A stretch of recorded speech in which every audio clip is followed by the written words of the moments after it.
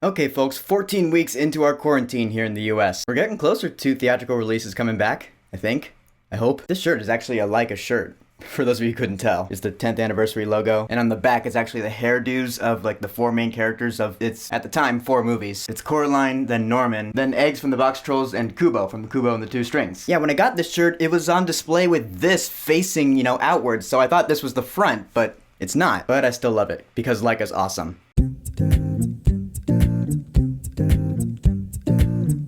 ParaNorman. So ParaNorman is the second film from Laika Animation Studios. The only company that does stop-motion animated films anymore. So this was their big follow-up to Coraline. When the trailers for this were coming out, I remember being like, well, Coraline was awesome, so this movie should be awesome. ParaNorman is really good. For me, it's not nearly as good as Coraline, but it's great in its own right. So ParaNorman takes place in a fictional town called Blythe Hollow, Massachusetts. It's pretty much Salem. It's the same deal. Known for their witch hangings and burnings back in the day. It's Salem. Our main character is Norman Babcock, voiced by Cody Smit-McPhee. He's an 11-year-old kid with a special gift. He can see and speak to the dead. There's a great scene in the beginning where it shows what he sees, and he sees ghosts all over his town street. So he's like, oh, hey, how you doing? How's it hanging? But of course, everyone else just sees this little kid talking to nothing, so the town sees him as kind of a nut job. But the burden is given to him to stop the witch's curse. It's given to him very suddenly, so he doesn't know what to do, so he fails. And now zombies are rising from the grave. And now we have our fun stop-motion animated Laika ParaNorman zombie movie, which I just watched it for the first time in a few years last night, and man does it hold up. This movie is really awesome, actually. I mean, Norman Babcock is like Coraline,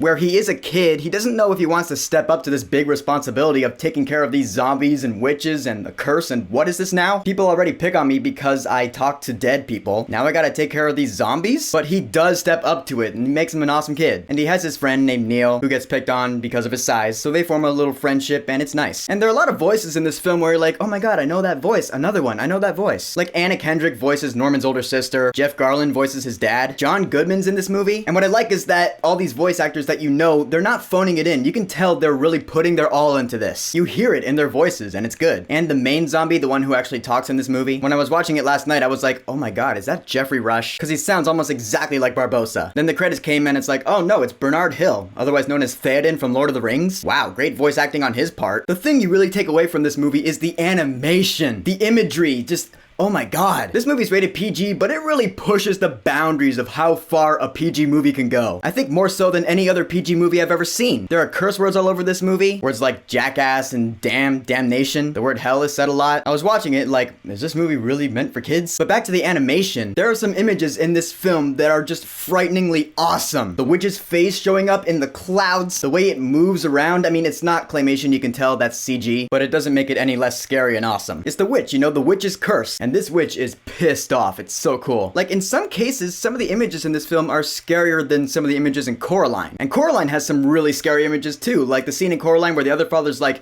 he pulled a long face. That's a scary ass scene. But I'm just saying, some of the scenes in this movie just, oh man. Just huge props to Laika on that. But you can tell the filmmakers of this film were huge fans of the zombie B movies of the 80s. Just by the way this movie starts out. It starts out with Norman watching a zombie B movie, and the production quality of the movie he's watching is so low with the 80s synthesizers going on and the music that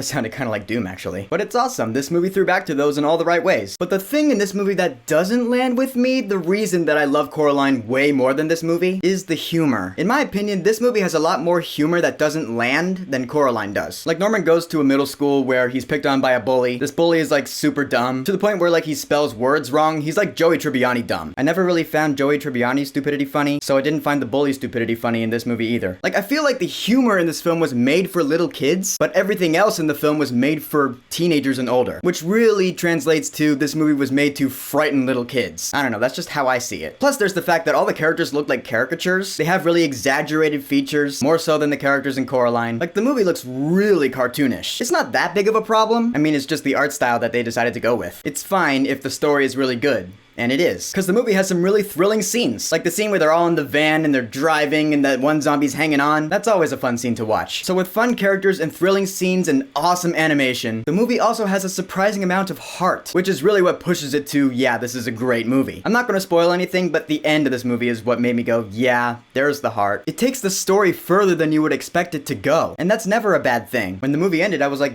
that was awesome. The score in this film was another thing that made me go, well, It's not as good as Coraline's, which I know that's not really fair, you know, it's a different composer, different director and everything, but John Bryan's score is still good music. It's funny, when the movie starts out, there's this soft piano music. I always thought it sounded like Minecraft music. You know, it's that soft piano music that you would hear in the background, but then when the zombies come, the music totally throws back to the zombie movies of the 80s, with that synthesizer again, which, I mean, that is just awesome. I love musical throwbacks like that. Like in Justice League, when Danny Elfman put a little bit of his old Batman theme in there. That's great. And then towards the end of the film, when the big throwdown happens, the score gets really epic, with the orchestral strings and everything. It's an all-around good score. It's just nowhere near as unique as Coraline's. You know, it doesn't have that choir speaking that gibberish language. That's really cool. I hate to keep comparing this movie to Coraline, but I do think it's fair. And also, I can't really help it. I mean, they're both Laika movies, and ParaNorman was Laika's follow-up to Coraline. So naturally, I'm going to compare the two. And for me, Coraline being one of my favorite movies of all time, this movie is really good. It's number 3 for me in the Laika hierarchy, being Coraline, Kubo, ParaNorman, and then Box Trolls. And no, I have not seen Missing Link yet. I'm gonna watch it soon so I can make a video about it, so I can have videos on all of Laika's movies so far. So look forward to that. But in the end, ParaNorman has really fun characters, awesome animation. Again, the imagery is just what sticks with you after you watch this movie. The humor to me is the weakest part of the movie, but I just love that it's a throwback to the old zombie B movies of the 80s, with a really good tone and awesome music. It's a great time. If you haven't seen it yet, I urge you to check it out. So ParaNorman, have you seen it? What do you think about it? And where does it rank in your Laika hierarchy? Whatever you think, go ahead and leave a comment. And don't forget to subscribe.